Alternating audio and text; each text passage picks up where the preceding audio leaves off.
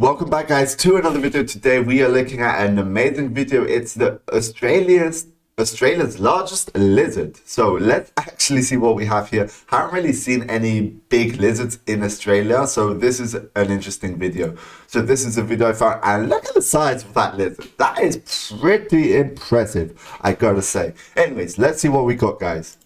With over 600 Hang on.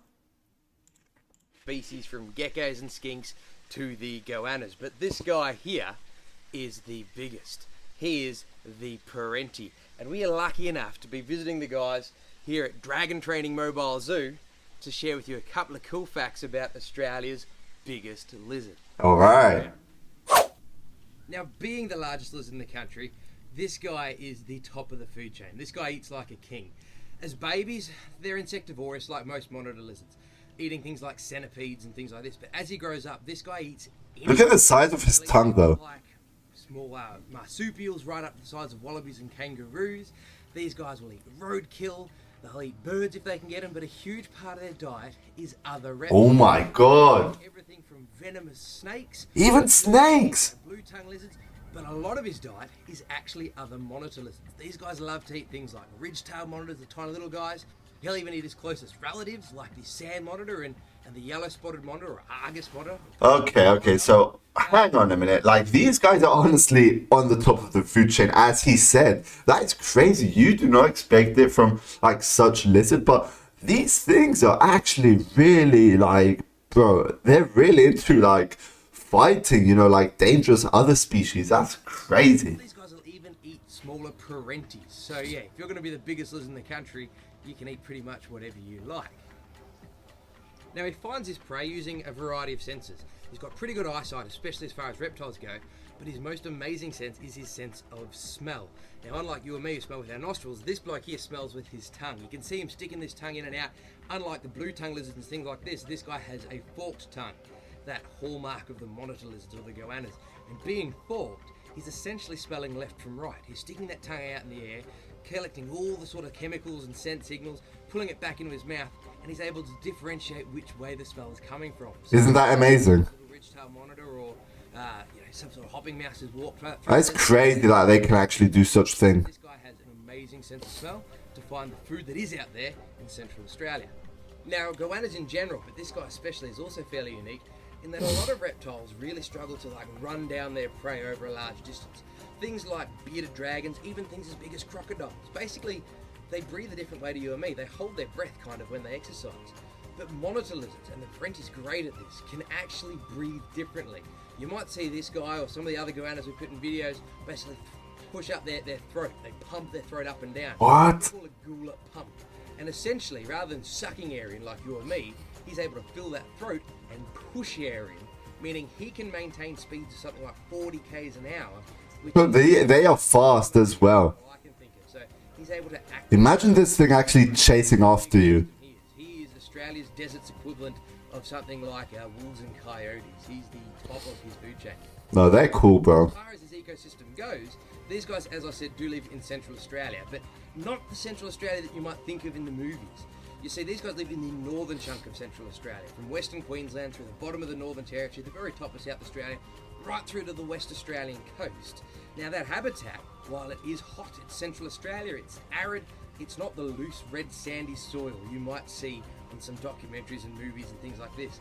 These guys are really associated with rocky habitats, places where there's rocky outcrops you can get on up, see where his prey is, places where he can hide, and hard-packed clay or rocky soil.